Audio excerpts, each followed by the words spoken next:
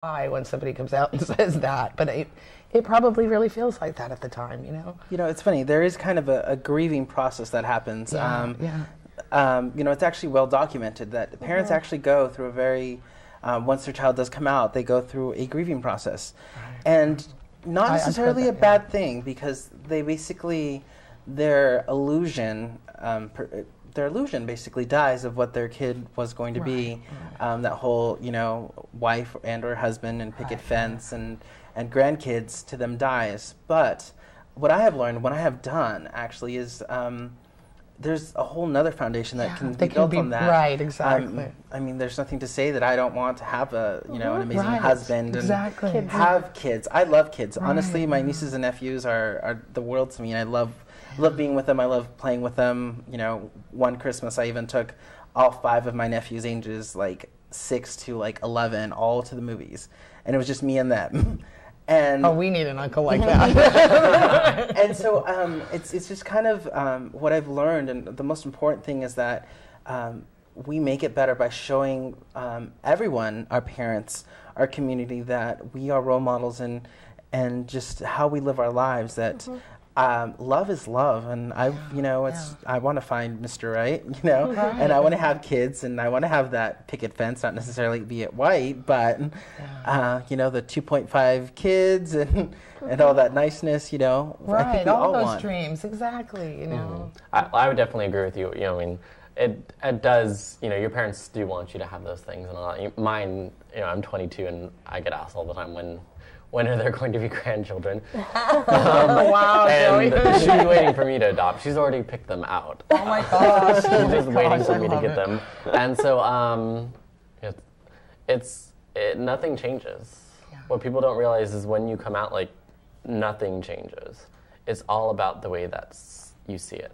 Right. You're not different. You're the same exact person. You always were. And I mean, if someone, when I was, you know, 12, I wouldn't have gone through some of the stuff that I went through, but, like, if anyone could take anything from what we've been talking about, is that, like, all 4 of us that were here today are living proof that, like, it starts off as a rocky road, but it, like, always, you know, it always ends up very, very smooth at the end. No, it feels really good to hear that from all of you, and that you have actually found a way to use those negative experiences in a very positive way that made you stronger and built that resilience and really sort of created, I mean, I'm sure it's still painful, but a thicker skin and a way to sort of be able to kind of be a buffer to that, all of that societal and grief. It's not just like a buffer, but we're also there for other people. Yeah, exactly. I mean, like, I'll tell you guys a little thing.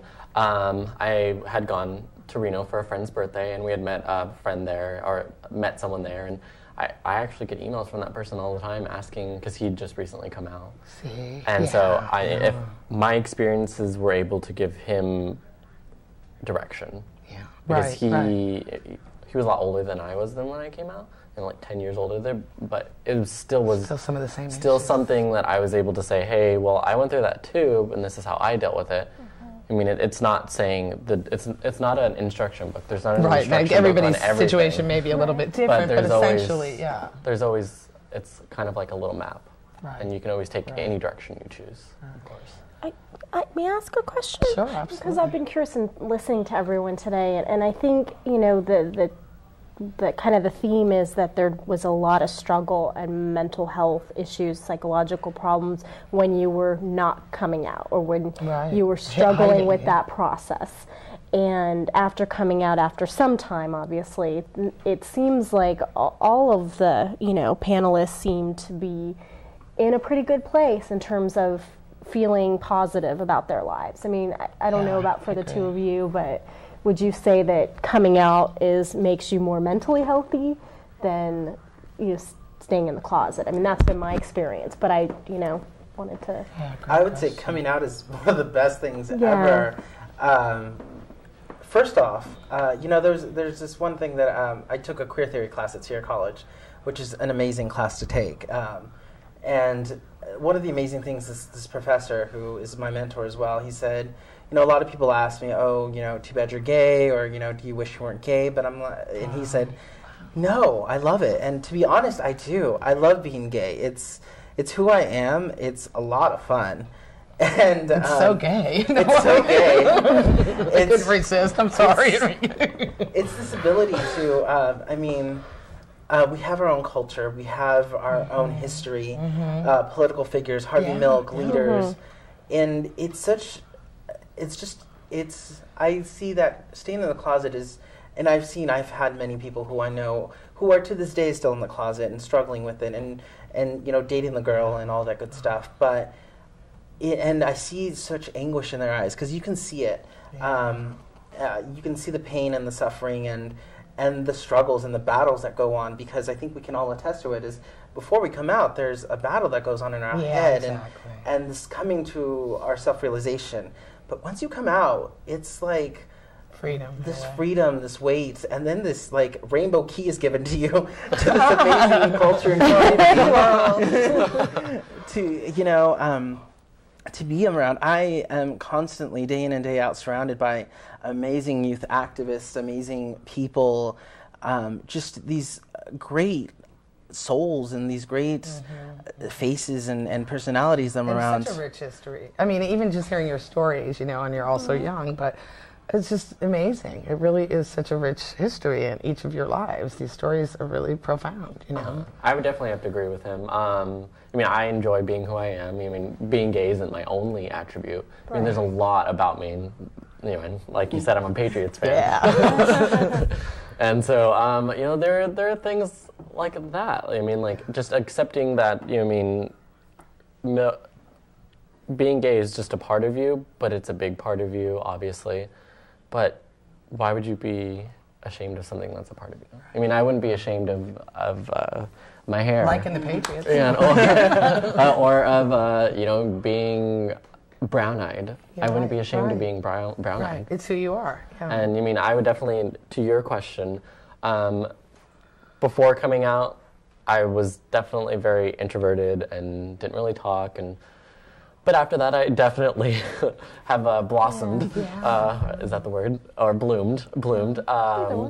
And so, I would definitely say my mental health is a lot more healthy now than before. You're who you are meant to be. Exactly. Yeah. Growing into my skin, I guess. And there's really freedom in that, even for any of us, even if we're not gay. It's like to be true to yourself. To thine own self be true. I think it's just important to live our lives that way, because otherwise we are hiding always from something ourselves sometimes. Oh, definitely. And it's not good for our mental health. So I'm really glad that you guys were able to share that.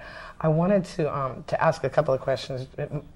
Primarily, I want to make sure we give out any resources. I think you already gave some, but I want to make sure that we kind of arm our audience and anybody who might be listening and watching with whatever resources we can. And so I wanted to ask, what can someone do if they see or hear bullying going on, particularly, to LGBT youth? What can they do? How can they respond? And then, what are some of the resources that we can give them? Okay. Definitely tell someone. I've seen that if no one's, it's the same as bad as doing it if you don't say anything. Yeah. It's just as worse. If you don't say anything, you're just as bad as the person doing the thing. You're just as bad. And so, just saying like, hey, teacher, Johnny's being bullied, or they're writing stuff on his wall. They're calling him names. They're pushing him into walls. Like, that little word or that little sentence could mean a lot to that kid's life. It would make his life a lot easier. Yeah. And there's other stuff too. You can even say, even if you're not comfortable going up to the people and saying, hey, stop, after they leave, you can definitely say, don't listen to them. They're ignorant children. And so don't be an innocent bystander. Make sure that you get involved and stand up. Yeah. I think one of the most important things we can do is there are so many laws in effect, and there are so many ways for us to be effective. I think, of course, don't just be an innocent bystander. I think that's, if you see someone being bullied, you speak up. For our youth, there are so many resources just within this area. Here's one of them, Enrique, and I want to make sure we just pointed out that there's the website for equalityactionnow.org, and I think you're involved with them, Joey, aren't you? And John is as well, yeah. so great. And I'm actually the Spanish spokesperson. Oh, and you're the Spanish. I'm one of the leads in Equality Action Now. Yeah, we're all part of Equality Action Now. That's a great civil rights organization, especially with the Prop 8, especially with announcements that happened today about it. The Gender Health Center here in Sacramento that does the free counseling or sliding scale counseling is always great. Yeah. The Sacramento Gay and Lesbian Center, great resource. Mm-hmm. We actually see over 250 youth a month. Yeah, I know. There at the center with the youth groups and the positive sexuality trainings and all that good stuff that we do. Okay, great. And did you want to add to that? No, I mean those are great resources that I definitely would recommend as well. Yeah. And if we have about a minute left. If there's one thing that you would say, like if you ever sought services or maybe when you were going through your really most difficult challenges, what would you have liked to have seen either from a therapist or from sort of a mental health system that could have made your life easier, better, made the transition more positive? Definitely just asking for help. Yeah. Asking for someone's help, being willing to ask questions. I mean, my mom always told me, there's no stupid questions. Yeah. So that's definitely something I would say that would help people, is just ask as many questions as you can.